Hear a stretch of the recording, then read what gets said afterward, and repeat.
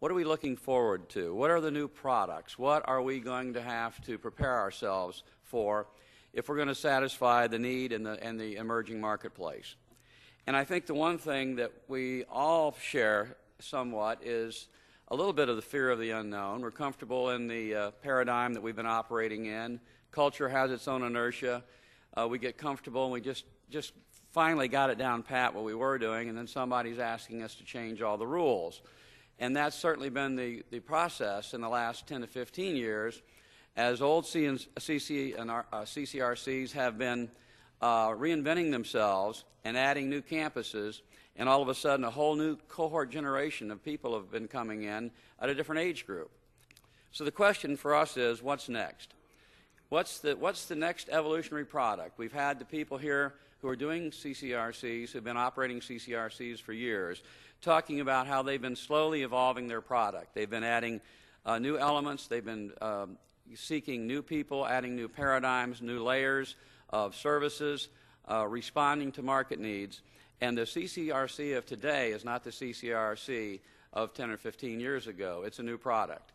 If we take a look at the two competitors, we have really for-profit and not-for-profit developers and mission-driven people who are providing CCRC care.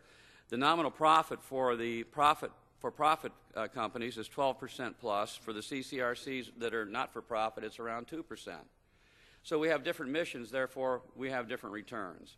At the top, you see unrestricted communities and planned communities, and that's the direction that the developers and the for-profit people have been going.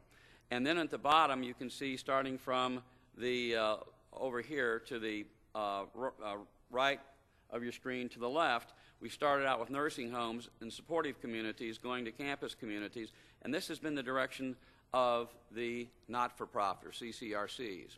So the key is, what are we going to have? What's going to be the next product in campus communities?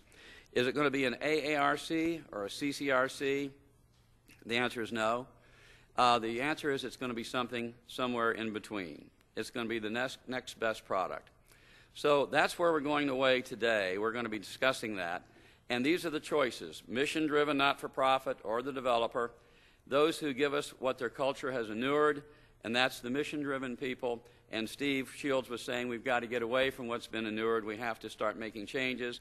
And the developer, who has been very quick to change, they give us what we crave and need. And that's why their development has accelerated so much faster than the mission-driven.